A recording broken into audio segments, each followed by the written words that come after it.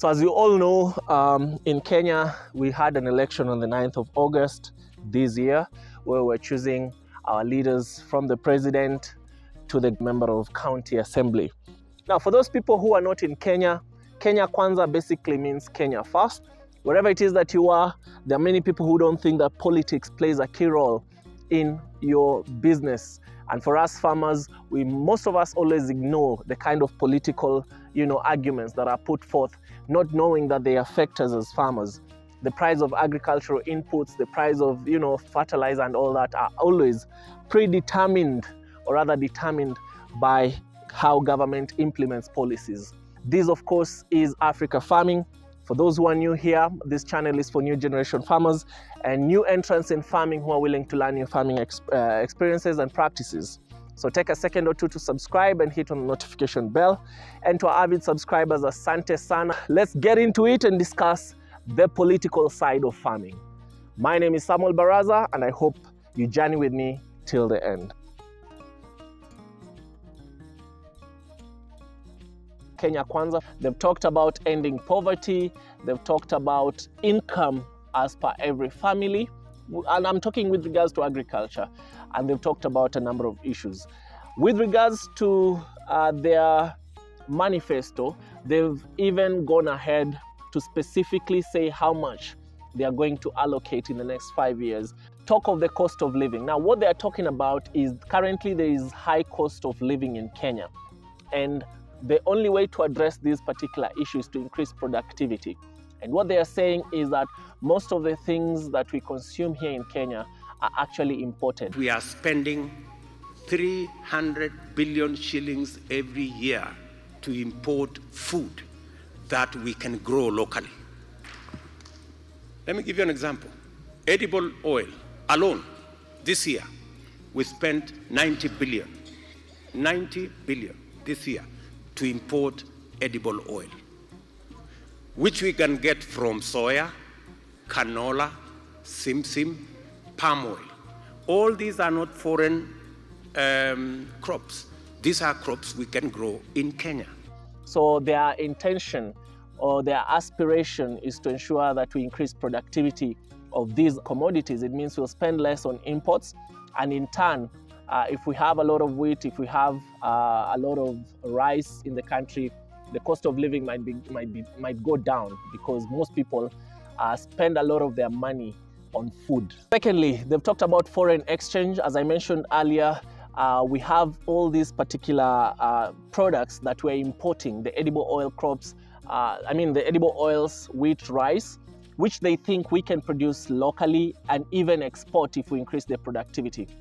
Another thing under foreign exchange is they feel that we have reduced the production of the crops that we use to export, such as coffee, pyrethrum. At some point, Kenya was the leading producer of pyrethrum. So what they think is currently we are nowhere in the charts when it comes to export. So what they say is, for us currently, we are spending 25% of our export earnings in importing these particular edible oils, wheat and rice. This year, we have imported 25 billion worth of rice. We can surely double our rice production in Kenya. It's possible. From where to Ahero and to all the other places, we can surely double our rice production, and we can actually grow. We are at the moment, I think, doing 18% production locally. We can do 50%. Number three, they talk about jobs. They think that agriculture has, they call it a multiplier effect when it comes to jobs, because it cuts across different facets of the economy.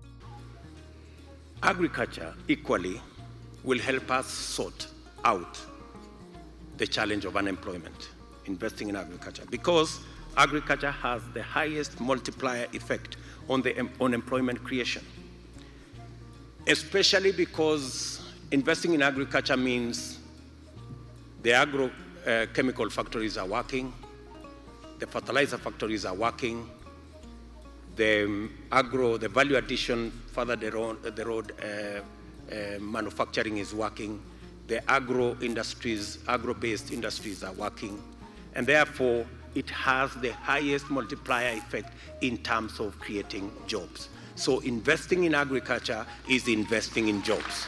Another thing they talk about is industrialization, where they feel like we've been exporting raw materials to outside countries who add value to those particular agricultural products.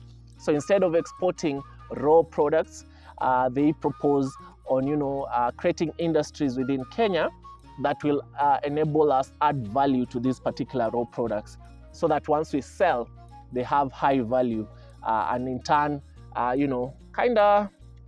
brings more money basically to our economy. The fourth opportunity that Kenya Kwanzaa looks into when it comes to agricultural sector is income.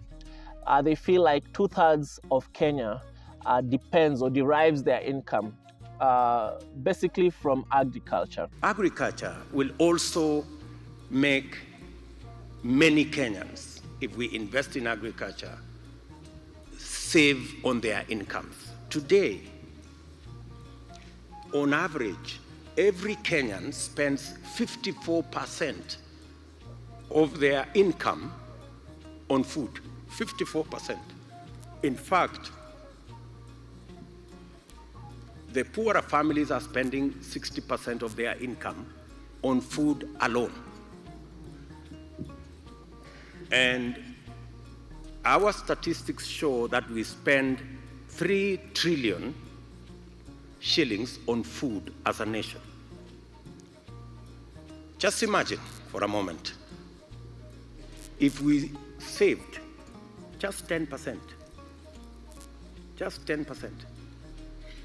on food because we have improved our productivity. From 3 trillion, 10%, we would save 300 billion that would go somewhere else in our economy. So investing in agriculture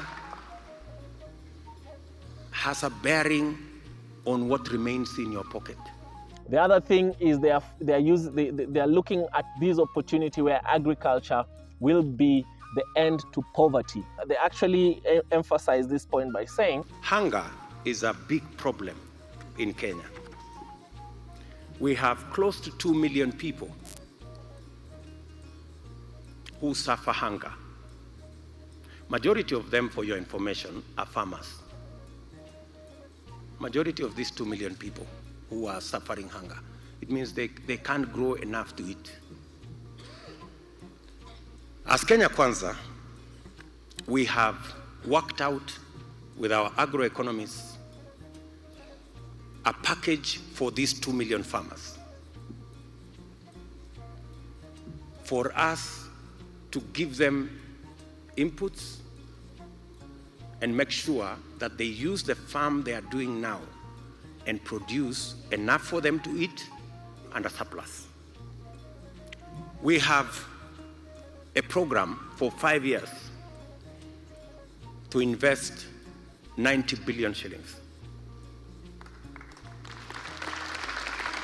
30 billion shillings revolving fund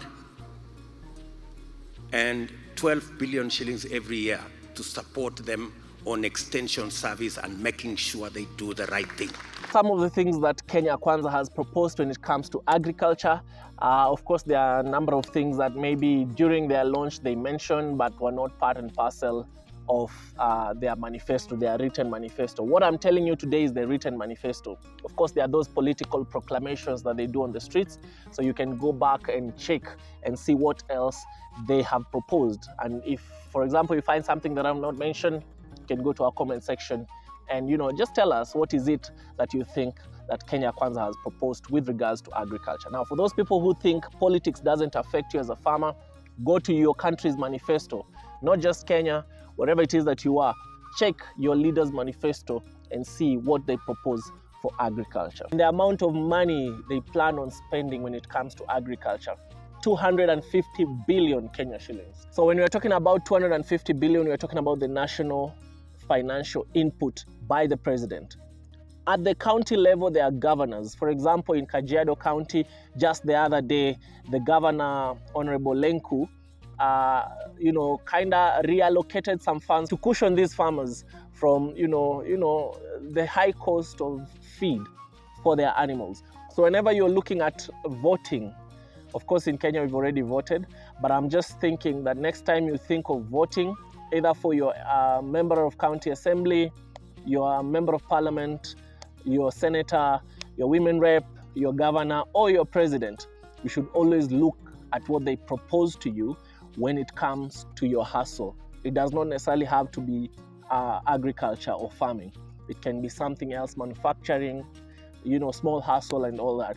What do they propose for your particular industry? So I hope you've enjoyed this particular segment. We've gone political kidogo, but remember, there was a president in Kenya called Daniel Toroitich arap Moi who said, siasa mbaya, maisha mbaya. So politics is part and parcel of life.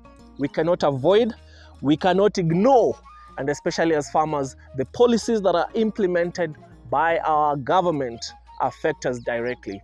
So never ignore politics, never ignore your political leaders and whatever they propose to you. Always ask them questions with regards to their proposals, and trust you me, with time, you'll be able to enjoy the fruits of farming because of a very nice political system that is farmer-centric. So if you're new to Africa Farming, take a second or two to subscribe and hit on the notification bell so that YouTube can notify you whenever we have a new video released. And make sure you hit a like to this particular video. Send us your comments, your feedback. We will actually appreciate from you. For those people who want to connect with us on social media, we are Africa Farming on Facebook, on Instagram, Africa Farming KE, on Twitter, Africa Farming KE. Feel free to connect with us. And don't forget that your vote matters a lot in the kind of life you want to live in future. And until next time, changamuka na ukulima. Bye bye.